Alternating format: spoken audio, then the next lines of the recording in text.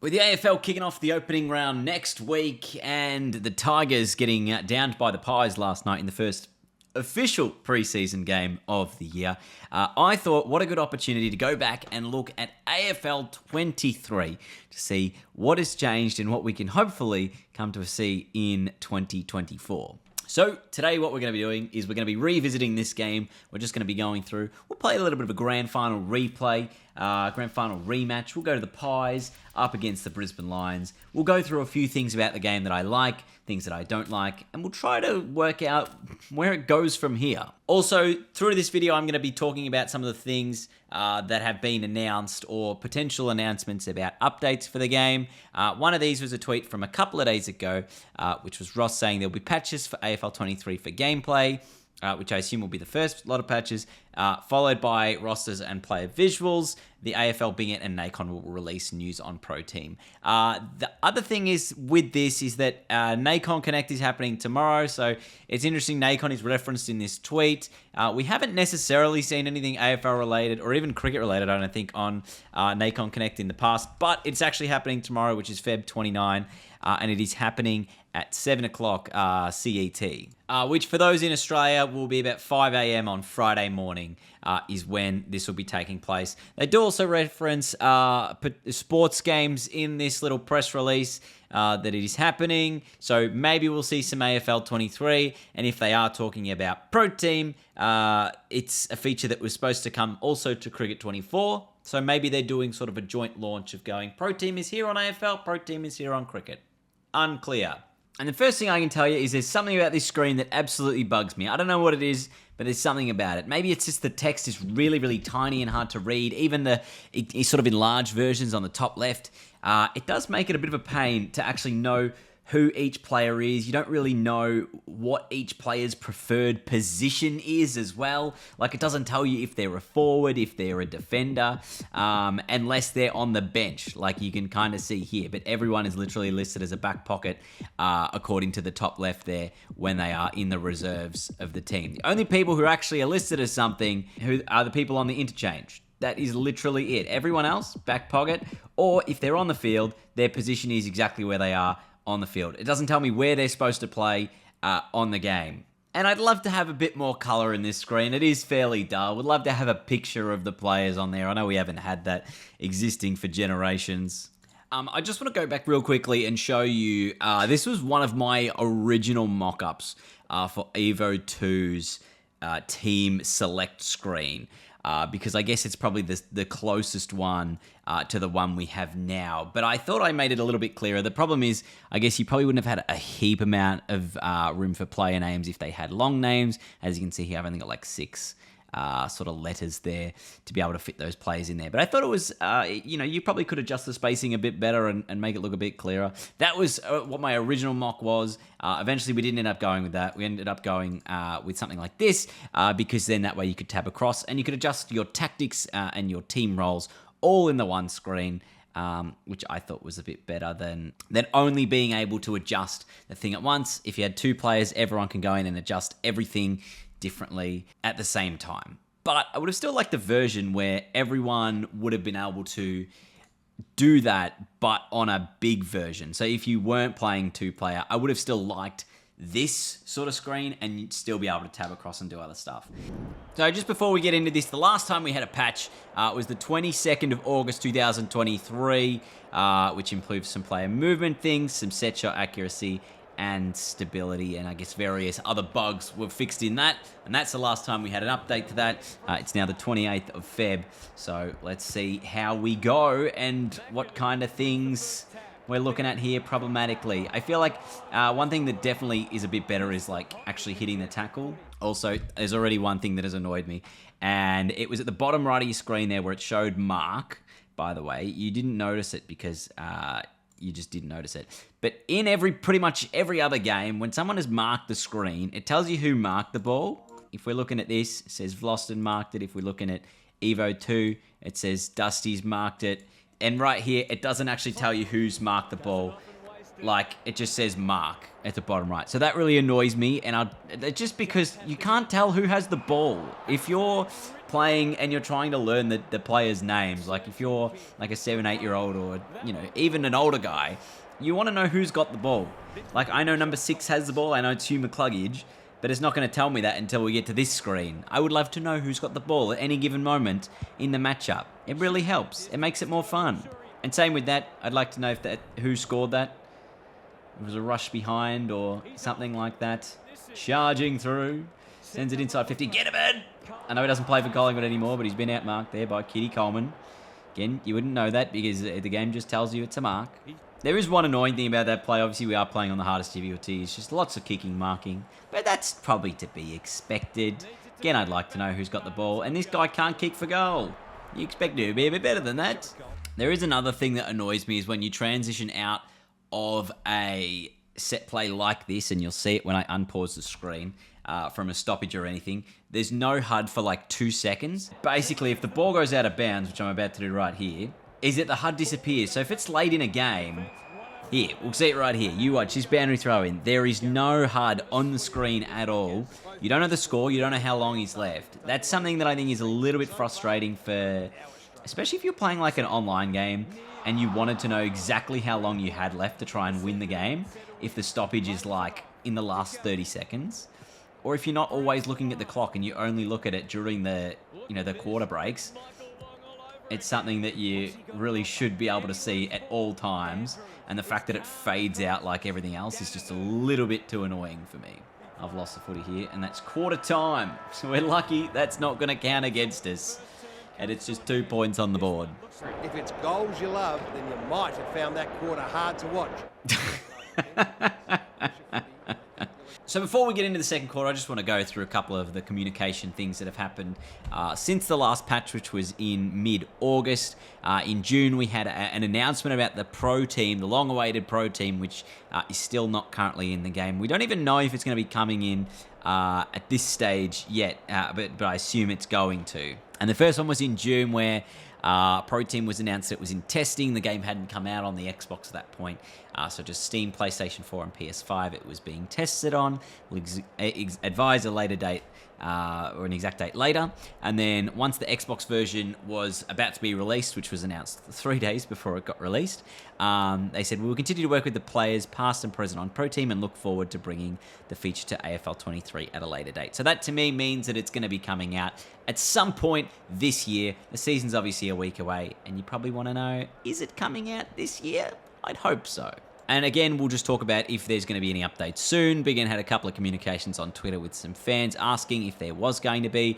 In January this year, they said there'll be updates to AFL 23 closer to the start of the AFL season. Obviously, the season starts next week. Then later on in February, they said all we can say for right now is there'll be a free update to the rosters for the 2024 season. So I assume we're going to get the update of the rosters for free. Is Pro Team going to come out for free?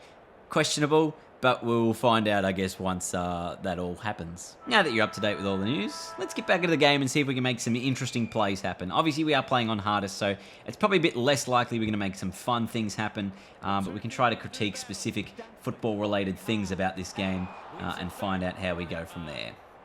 Now, the set shot kicking has also changed a fair bit since the launch of the game. It now has sort of a right to left bend if you are a right footer, or a left to right bend if you're a left footer. So you kind of need to aim a little bit rather than just going straight down the middle. You can get it in the red, that'll increase your power. And I actually think it makes the accuracy a little easier to handle because there's a smaller spot to hit. Because I felt like it never quite worked unless you got it in that dark blue. And this has gone just to the left-hand side. Unlike the game at launch, I definitely feel like I can create some cool things. That's a pretty good kick. Doesn't go to the goal line, off the deck. Oh, what are you doing? What are you doing? Now right here, let's go for a set shot, which I never seem to nail these. And I've sprayed it to the right. I never know if you need to get it in the middle, if you need to go to the left, if you need to go to the right. It's very confusing. There's no clear direction in terms of the set shot on the run as to what you're actually supposed to do. It's honestly not that difficult to score. I think I just am obviously getting back into it. All right, let's actually get some goals on the board, shall we? I feel like that's something I should be striving to do in this particular half. Pendlebury from long range. Who's down there? Mitchell's one of them. It's going to be fisted over for a point. Get rid of the handball. Oh, that was brilliant in the end. Pendlebury's got an option short. It's Mitchell. He's got another man on his own. How have you missed him? It was Lipinski, I think. Maybe it was Ginnivan. I'm still struggling, I think, with the mark contests. That's a bit ridiculous. I'm trying to run backwards. You haven't called me to stand or anything. Because it didn't draw me into the mark either. Anyway, it gives Lions a freebie. Brisbane hit the front. Off a step. Oh, he's taking the mark. Absolutely no way Gunston kicks this. Absolutely none. No chance. Oh, he's kicked it. He's kicked it. Oh my God, they're standing in the way of my handballs every time. And that was on the full. Oh, how has he missed the target? Like, that I guess makes sense that I'm getting burned on a forward 50 or transition turnover in the middle of the ground. But gee, it's annoying, isn't it? And he turns it over. And your players don't react. I'm very lucky they've missed that. Rush it. Thank you. Alright, before we get into the last one, let's just quickly have a look here. They did obviously capture all the draftees, or at least the main draftees, on probably draft night 1. I don't think there would have been too many players at draft night 2. But they obviously captured Harley Reid there in that tweet I just put up. So they would have got a lot of them there. They probably would have got more at various other events like the draft players launch and things like that. That aren't necessarily broadcast events, but a place where most of the draftees are together. There's literally like 45 players there. My goodness. So my check, if I aim right goalpost, should bend back nicely if I get this in the blue. Or the dark blue at least. There you go. Straight through the middle. Oh, that's a great tackle. That's holding the pill. I need a mark inside 50 now. Everyone should be streaming forward. Not a single player should be running backwards here. You've got a free kick out of the middle. There's no one in the goal square either. Dan McStay, who's my AI, has come from nowhere to take that grab. I think he's kicked it. Still on here. Still on for Flag Pies 2024. Oh, I need a grab. Oh. Disappointing. And I go down by 5 points. Brisbane win the flag. I feel like it's really hard sometimes to judge and understand the game if you don't play it more than once. I'm going to do another game.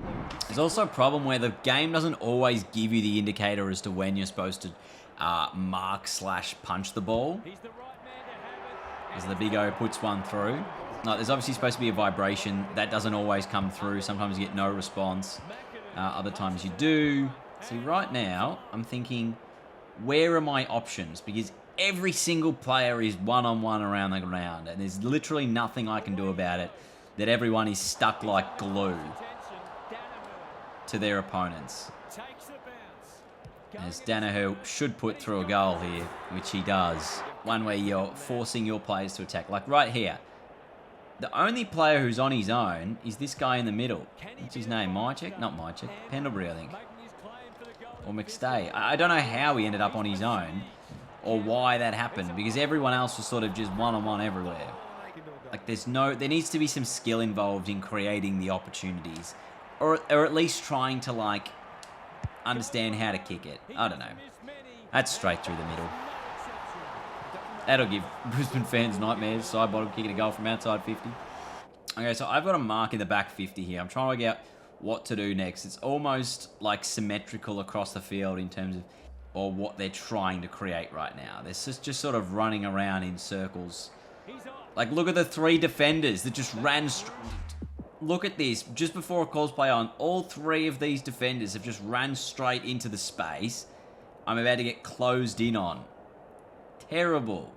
Now, pretty much everyone should be up the line, or someone should be trying to create a switch. But obviously, there's no one creating a switch because there's no one who's loose enough to create a switch, and there's no one giving the opportunity to create the switch by even, standing at a teasing distance. All right, I'm going to try switching up some tactics here, and I'm going to go with a wide play style, and I'm going to go with the zone, and see if there's anything different that creates. So let's see if a zone defense is actually any good or if it's just going to create 700 loose players around the ground. Get him. Where's the tackle? I'm sick of running around the player. Okay, well that's good. I created pressure to get the turnover. I think problematically there's been a few times where my player has ran past the ball. Oh, that's poor.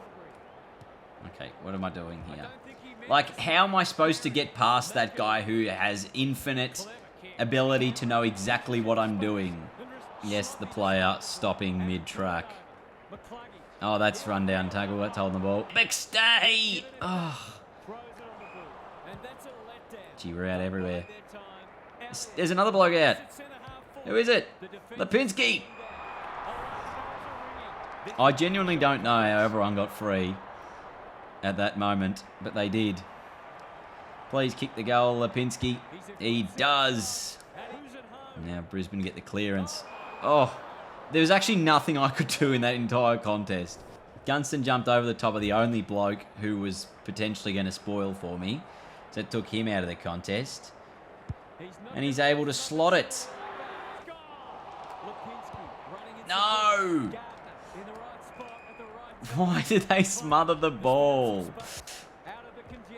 Like, I understand they're supposed to be able to, but like, of all the times. I've actually got players out here. I should kick it there. On the ball. I don't want advantage. I don't want advantage. What is the point? Holding the ball. And of course we know that it's not going to give us it's going to give us advantage anyway, even if we don't want it. Send it. I need a specky. More check. I don't know whether it's this tactic that I've got on, but it feels like since I've changed it, the game's had a little bit more space. I mean, this has been a much higher scoring game than the first one I played. Like, what's going on right here? Every player should be streaming forward. There should be maybe one or two players behind the ball at this point. Oh! Go! Go! Oh, Hoskinelli didn't mark it. Doesn't matter. McCreary comes through. Oh, he's been chased down. That's so unrealistic. Any player with momentum there would not have been tackled. That's a mark. It should have been a mark. Just hit the tiny little handball. That's all you have to do at that point. All right. So, played a couple games now. I got some thoughts. Mark contests are too inconsistent. They're either too easy or too hard. Because sometimes they just don't make sense, which is my personal opinion that they don't make sense. If we look at the stats, are getting absolutely belted in the clearances. The tackle numbers are okay because I guess both teams don't have too many tackles and we've got similar inside 50s. And like you can see, contested marks, relatively even. I actually won that stat. And spoils, relatively even. So it was like balanced in the sense of both teams won a similar amount. And same with uncontested marks, I guess. Like, so that's a decentish point. The other thing is you obviously don't get a lot of time with the ball because they've clearly won a lot more. Over 18 more kicks, 10 more handballs. But 17 intercept marks to 2 is showing you that the only way I'm actually winning the ball back is by marking their stupid kicks. So it feels like in play is actually much harder to control the ball and can keep possession of the ball from that point of view. If I've got 17 intercept marks, I'm going to assume most of those were contested. So any kick that I'm doing that's going forward is actually probably ending up with an opposition. And a lot of my goals are on slingshot, on transition, which means that like I'm not winning the ball first and keeping possession of the ball. So I think that's arguably one of the biggest problems that AFL 23 has, is creating an environment where your players can not only win the football and take a mark, but then it's what happens after that. And you've seen there's a few examples I showed where there are just players not running anywhere. Obviously the AI of the opposition team are just completely like locked onto your player. So it does make it difficult to try and play properly that way.